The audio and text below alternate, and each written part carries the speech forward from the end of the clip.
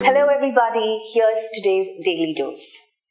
Now I'm sure most of us will agree that one of the most challenging question types is spot the error or finding errors. So understanding the need for some quick tips and concepts, here's presenting to you rules to help you spot those errors faster. In this video, we will look at 3 such rules. Rule number 10. When comparing adjectives ending in IOR, senior, junior, superior, inferior are followed by the preposition to. Here's your example. This watch is superior and more expensive than that. Where do you think the error is? This watch is, so the error is in part B, right? You add to, that's correct. So the rule is pretty simple, right? When you're comparing something, adjectives ending in IOR. So for example, inferior, superior, all of these, junior, senior. If you notice all these in a context, right, you'll always have to following it, right? Quickly some example sentence. He felt inferior to his older sibling, right? Inferior to. Yeah. So that's the next rule that you need to remember, right? So these sort of, when you're comparing these sort of adjectives ending in IOR, superior to and more expensive than that. So I'm just giving you example sentences. He is junior to me in the firm. Junior plus to. He is senior to me by 5 years. Yeah, following? So that's the rule. Let's move on. So that's rule number 10. When comparing adjectives ending in IOR, example, all of these examples are followed by to. Next, rule number 11. Transitive verbs do not use a preposition or is not followed by a preposition when the direct object is stated. Huh? What was that?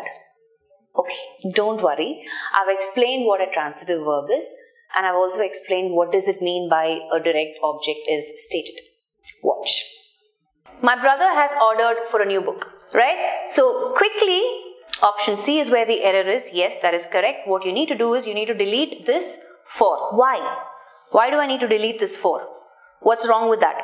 Now notice this. This is your clue word, ordered, right?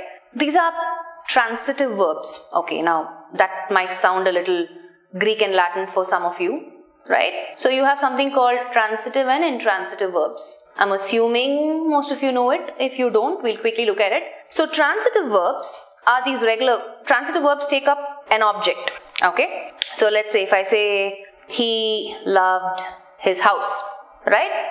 Loved, the verb, his house. He loved what? This is the direct object, right? So he loved his house.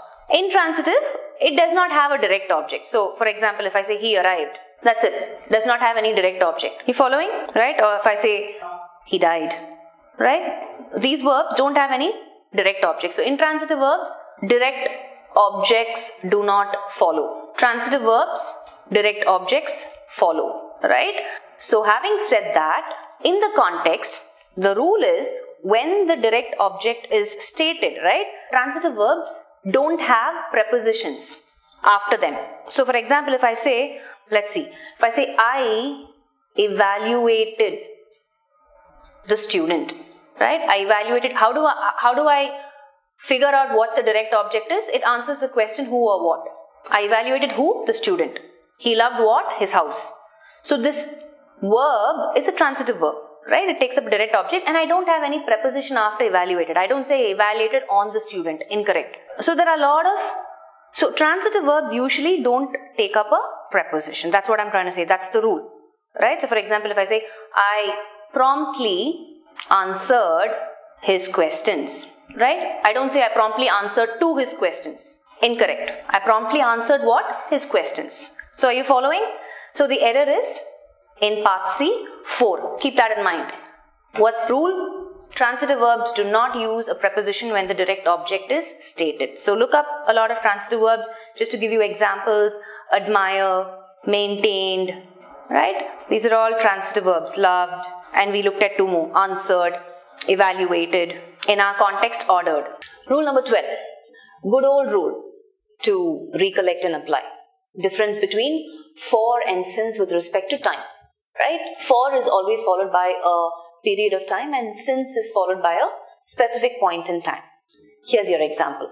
They decided to arrange a grand party on the eve of her retirement, especially as she had been working for the firm since almost 20 years. This is another easy one. Let's see if you're able to identify where the error is. So we've covered how much? 11 rules, 4 more rules to go. How are we doing? They decided to arrange a grand party on the eve of her retirement, part A, especially as she had been working for the firm, part B, since almost 20 years, part C. People tend to overlook this, but it's a simple error, right? We're talking about a period of time. So the rule is you always use for plus a period of time, and you always use since plus a specific point in time, right? That's the rule. Yes, so since is incorrect. The error is in part C. You replace since with for. 2 actions are there in the past, right? One is them deciding. The other one is that she had been working. Now, whenever you have 2 actions in the past, the first action is always in the perfect continuous. Here it is perfect, past perfect continuous tense, right? And decided is simple past. That's the second action. So this is fine as it is. There is no error in this. It's absolutely fine. They decided to arrange a grand party. This is the second action. Why? Because she had been working for the firm for almost 20 years. Are you following?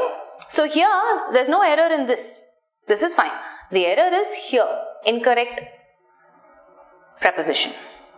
Rule number 12. For plus a period of time, since plus a point in time. That's all we have for this video. Thank you for watching. Don't forget to subscribe to our channel. I'll be back with yet another tip soon. Until then, stay focused.